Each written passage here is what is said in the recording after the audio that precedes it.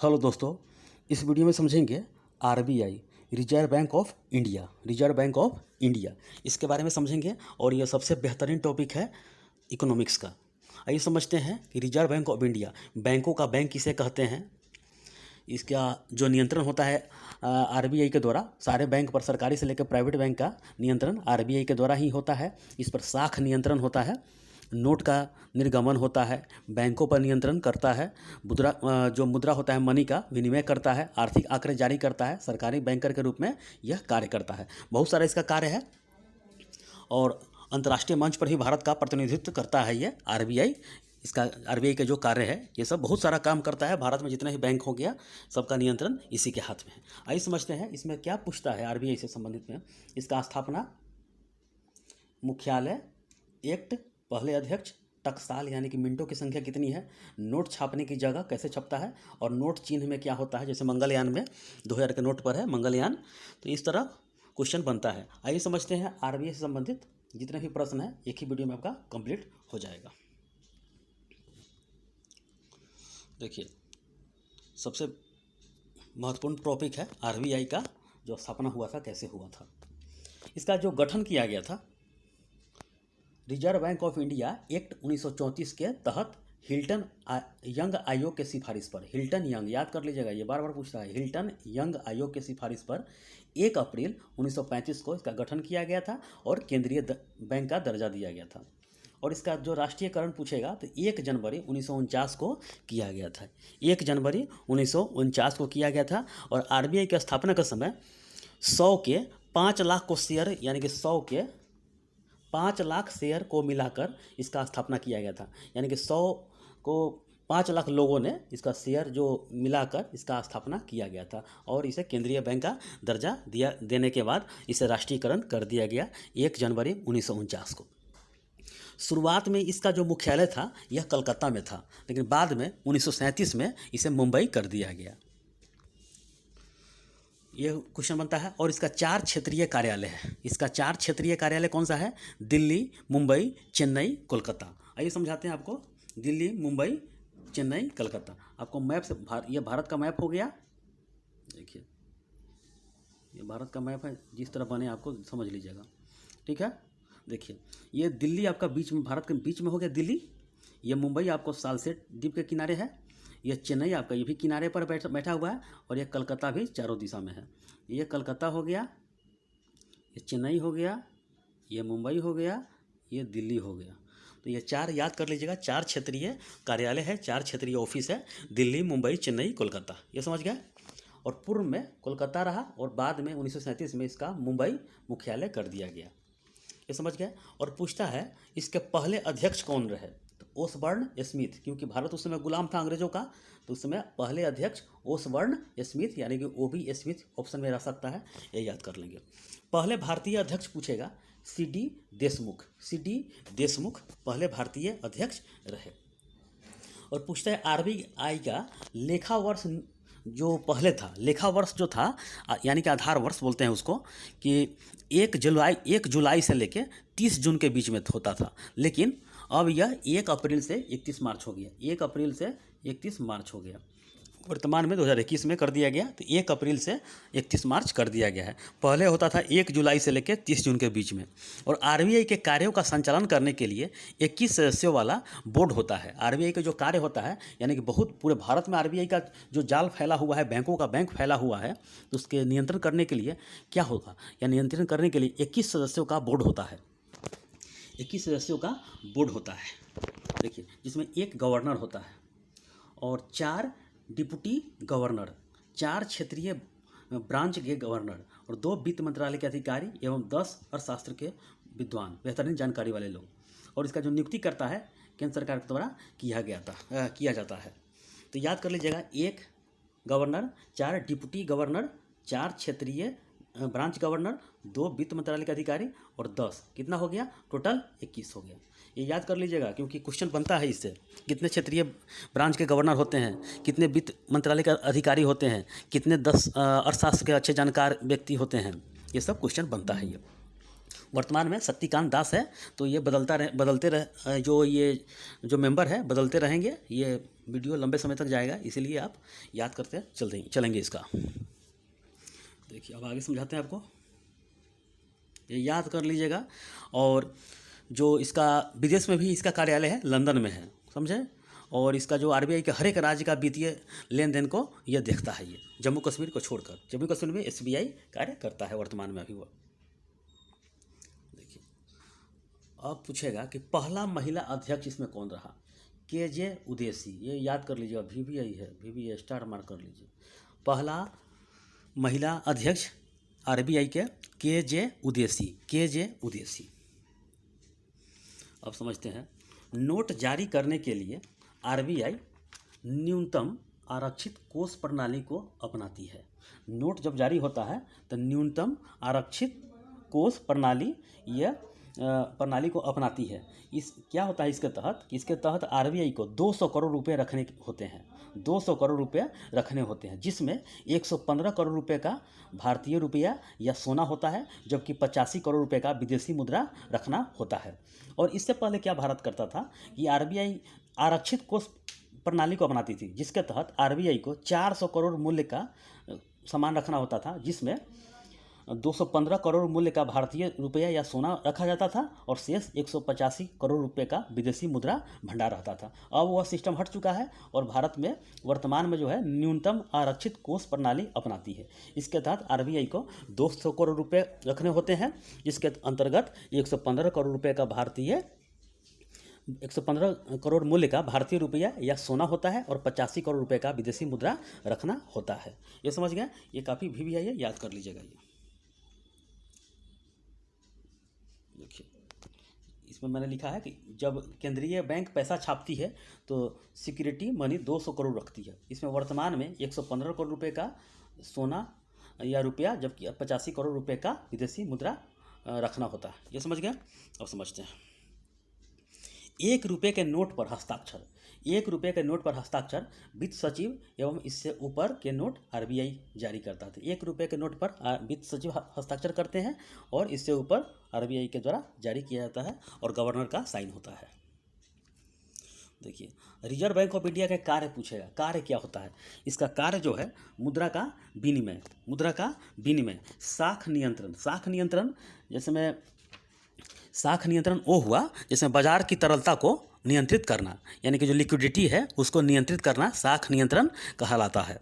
जैसे में reserve repo rate, CRR, SLR, खुले बाजार की नीति, ये सब होता है। तो ये नीति को नियंत्रित करता है। ये नोट का निर्गमन, नोट का निर्गमन, नोट का निर्गमन इसका होता है। जैसे में 1 रुपये के नोट पर हस्ताक्षर वित्त सचिव करते हैं, इससे ऊपर आरबीआई जारी करता है, तो निर्गमन कैसे हो रहा है ये देखा जाता है। बैंकों पर नियंत्रण, क्योंकि सारी बैंक का नियंत्रण आरबीआई ही करता है। सरकारी बैंकर के रूप में कार्य तो करता ही है। आर्थिक डाटा जारी करता है, यानी कि डेटा जैसे में कितना % है इसका, सीआरआर, एसएलआर, पीएलआर, ये सब बेस रेट, ये सब जारी करता है। और अंतर्राष्ट्रीय मंच पर भारत का प्रतिनिधित्व करता है। जैसे में G20 का होता है तो भारत के गवर्नर जाते हैं, तो दुनिया के जो 20 शक्तिशाली जो औद्योगिक वाले देश हैं उसको जाते हैं और अपना भारत का प्रतिनिधित्व करता है। भारत की ओर से जो भी जाए तो ये जाता है। तो इतना सब डाटा जारी होता है, ये सब याद करके रखेंगे। अब समझते हैं, भारत में नोट छापने के 4 प्रेस हैं। भारत में नोट छापने के 4 प्रेस हैं, 2 केंद्र सरकार के अधीन और 2 आरबीआई के अधीन। तो 2 केंद्र सरकार के अधीन कौन है, तो देवास और नासिक वाला, देवास और नासिक वाला। देवास कहाँ है, तो मध्य प्रदेश में है, और नासिक कहाँ है, तो महाराष्ट्र में है। देवास का जो स्थापना हुआ था, देवास प्रिंटिंग प्रेस 1974 में, और जो नासिक वाला हुआ था 1928 में। ये नहीं पूछता है, लेकिन डेट बता रहा हूँ आपको, ये याद कर लीजिएगा। 2 भारत सरकार के पास और 2 केंद्र सरकार के पास होता है। तो 2 आरबीआई का अधीन है, हैदराबाद और सालबोनी। सालबोनी कहाँ है, तो ये कलकत्ता में है। देखिए देवास प्रिंटिंग प्रेस मध्य प्रदेश में है और 1974 में इसका स्थापना किया गया था। केंद्र सरकार का सबसे बड़ा बैंक नोट प्रेस है ये, इसे बैंक नोट प्रेस कहते हैं। साथ में स्याही जो कागज़ में प्रयोग होता है, जो मुद्रा नोट बनाने वाला, उसमें 20% स्याही बनता है और भारत में, और बाकी 80% स्विट्जरलैंड से की कंपनी SICPA से मंगाई जाती है सिस्पा के द्वारा। यहाँ पर देखिए, यहाँ पर क्या क्या छपता है याद कर लीजिएगा। 20, 50, 100, 500, 20, 50, 100, 500 का नोट छपता है, याद कर लीजिएगा। 20, 50, 100, 500 का नोट छपता है। अब समझते हैं नासिक प्रिंटिंग प्रेस। 1928 में इसका स्थापना किया गया था। इसे करेंसी नोट प्रेस कहते हैं। यहाँ 10, 50, 100, 500, 2000 के नोट छपता है। साथ में पासपोर्ट, डाक टिकट, स्टाम्प, वारंट जो होता है कोर्ट के द्वारा जारी होता है, स्टाम्प टिकट जो डाक वाला होता है, ये सब डाक टिकट, पासपोर्ट, ये सब यहाँ पर बनता है। ये तो नासिक प्रिंटिंग प्रेस ये काफ़ी महत्वपूर्ण है, ये याद करके रखेंगे। यहाँ पर सभी प्रकार के नोट छपते हैं ये। अब समझते हैं हैदराबाद एवं सालबोनी के प्रेस। हैदराबाद एवं सालबोनी के प्रेस मॉडर्न बना हुआ है, जिसमें सभी प्रकार के नोट छपते हैं। हैदराबाद और सालबोनी के प्रेस सबसे आधुनिक है, यहाँ सभी प्रकार के नोट छपते हैं। और नासिक वाला याद कर लीजिएगा 10, 50, 100, 500, 2000, ठीक है। और देवास वाला 20, 50, 100, 500। अब समझते हैं टकसाल, जो सिक्का ढाला जाता है, सिक्का बनता है, उसके बारे में समझेंगे। तो टकसाल यानी कि मिंट होता है, कॉइन्स बनाने वाले मशीन को टकसाल कहा जाता है। भारत में 4 टकसाल है। कौन कौन है? तो मुंबई, कलकत्ता, हैदराबाद और नोएडा। नोएडा सबसे नया बनाया है, जो कि 1988 में बनाया गया था। 1988 में, यानी कि 1 जुलाई को। तो मुंबई में 1830 में स्थापना किया गया था और सबसे बड़ा भी है और पुराना भी है। कलकत्ता में यहीं पर भारत रत्न, पद्म विभूषण, सभी प्रकार के पदक एवं तमगा बनता है। यहीं पे भारत रत्न, पद्म विभूषण, पद्म भूषण, पद्मश्री, ये सब का तमगा बनता है। सभी प्रकार के जो पदक होता है, तमगा यहीं पर बनता है कलकत्ता में। इसका स्थापना 1950 में किया गया था। और पुराना था 1757 वाला, तो अंग्रेजी के ज़माने का था।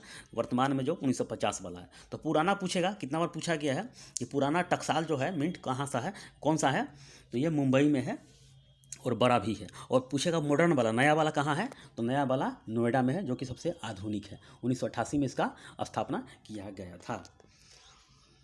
ये समझ गए? अब आगे समझते हैं। देखिए, और भी कुछ क्वेश्चन बनता है, जैसे जिसको सिक्का पहचाने का जो तरीका है, तो याद कर लीजिएगा। मुंबई में जो होता है, मुंबई में डायमंड चिन्ह होता है। जैसे में सिक्का बना, सिक्का के जस्ट यहाँ जो नीचे होता है, तो डायमंड शेप का जो बनता है सिक्का, डायमंड शेप का, वहाँ पर वह चिन्ह अंकित रहता है, जो मुंबई में बनाया जाता है, ठीक है। हैदराबाद में जो रहता है, हैदराबाद वाला, इसमें क्या होता है कि स्टार चिन्ह रहता है, स्टार छोटा पतला सा स्टार चिन्ह रहेगा इसमें, तो पहचानने का तरीका है। और कलकत्ता वाला में कोई निशान नहीं रहता है, कलकत्ता वाला में कोई निशान नहीं रहता है। और नोएडा वाला में डॉट गोला होता है, डॉट गोला होता है, डॉट गोलाकार होता है। ये सब याद करने पर जो पहचानने का तरीका है, साइन होता है। मुंबई में डायमंड वाला होता है, कलकत्ता में कोई चिन्ह नहीं होता है। अगर सिक्का पर कोई चिन्ह नहीं रहा तो कलकत्ता में उसका ढाला गया, हैदराबाद में स्टार वाला हो गया, और नोएडा वाला में डॉट का निशान रहेगा। ये पहचानने का तरीका है। और हैदराबाद वाला स्थापना 1903 में किया गया था।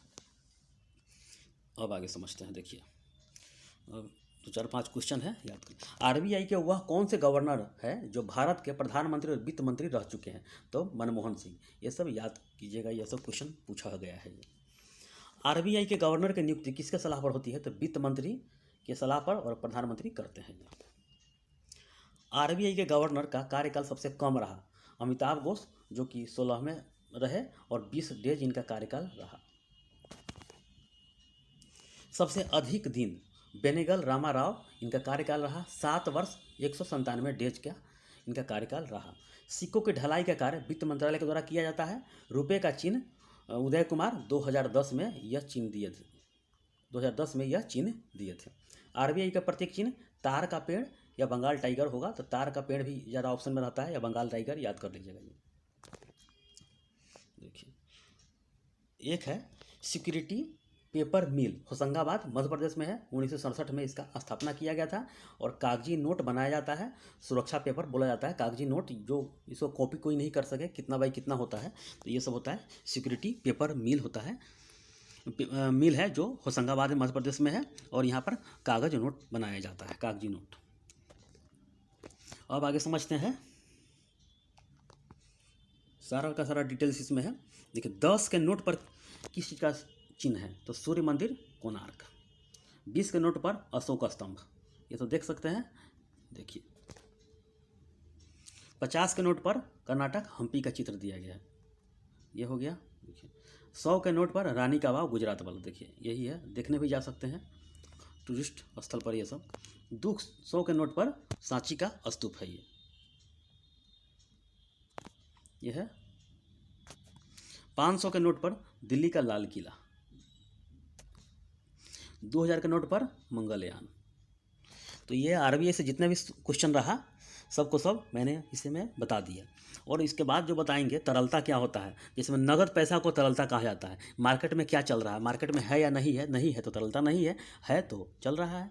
बैंक रेट क्या होता है, बेस रेट क्या होता है, PLR प्राइमरी लैंडिंग रेट क्या होता है, इसके बारे में बाद में बताया जाएगा। SLR क्या होता है, इस सब के बारे में बताया जाएगा। तो बाकी आप याद कर लीजिएगा, आरबीआई से संबंधित जितने भी सारा क्वेश्चन रहा ये सब के बारे में मैंने बता दिया है। और इतना ही आरबीआई से संबंधित क्वेश्चन पूछेगा तो आ जाएगा, इसके बाहर नहीं आएगा। तो ठीक है, इस वीडियो में इतना ही, धन्यवाद।